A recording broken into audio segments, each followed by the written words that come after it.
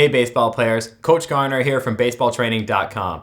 In this video, I want to talk about some of the factors that it takes in order for you to reach your potential and be the best baseball player that you can possibly be. And it all begins with the conversation of the percentage wars.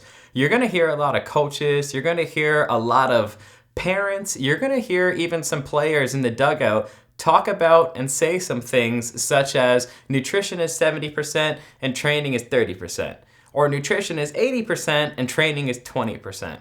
And the reality behind this situation is it's just simply not true, and we have to stop categorizing it and saying things as such, because nutrition is 100% and training is also 100%.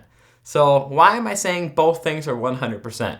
Because they're both completely different, and it comes down to what actually gets players results off the field. It begins with a stimulus and it ends with an adaptation. So when you're in the gym, or if you're doing a conditioning workout, or if you're doing a speed workout, or whatever it is, you don't actually build muscle during your training. You don't actually build strength during your training. You don't build power during your training, and you don't build endurance or speed right there on the spot during your training.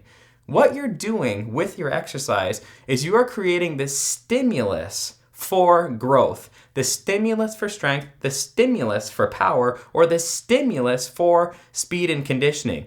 We are applying certain training principles that we know from sports science theory on your physiology to create simply a stimulus. What determines whether or not you adapt to that stimulus is everything you do outside of the gym.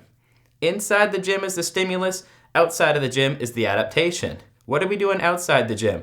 Making sure you're hitting your protein, carb, and fat targets, making sure you're eating correctly, making sure you're sleeping correctly, making sure you're getting your vitamin, minerals, antioxidants, and electrolytes in.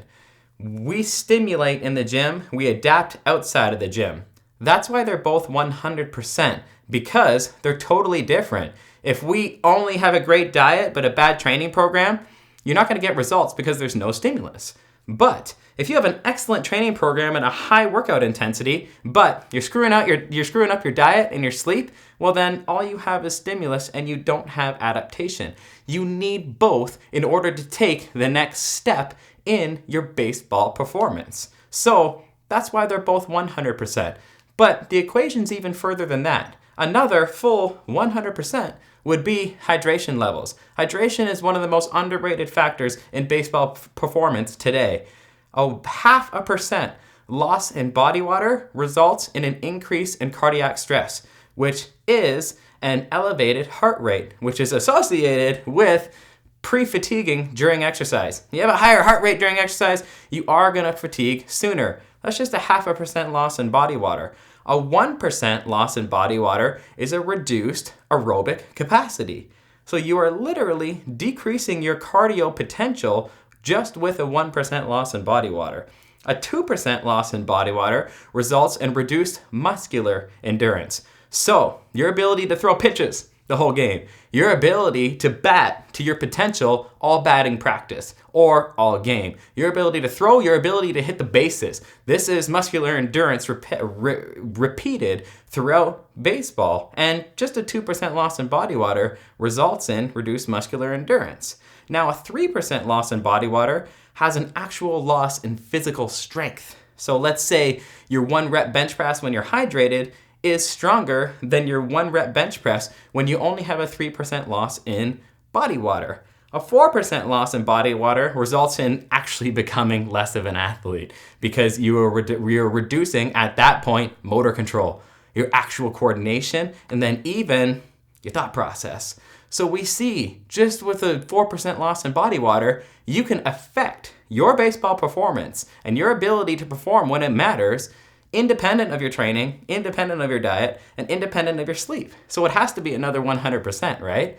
How about another 100% within the vitamin and mineral status of your body?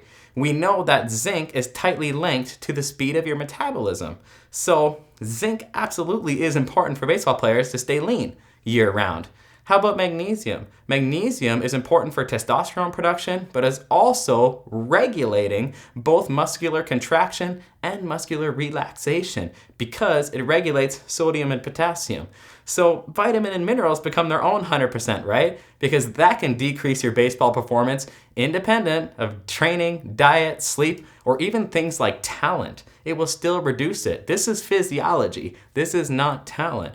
So we're starting to piece together all these things that make the talk of percentages kind of a meaningless conversation, because another 100% could be your sleep, and another 100% could be both your physical and psychological stress. So we've got about 600% going on right here. So let's get rid of that calculation altogether and just become the best baseball players we can possibly be by focusing on the most important points of baseball performance. For more information on baseball training and truly having a complete approach to your game, visit baseballtraining.com. If you like this video, be sure to give us a thumbs up and to subscribe. Talk soon, guys.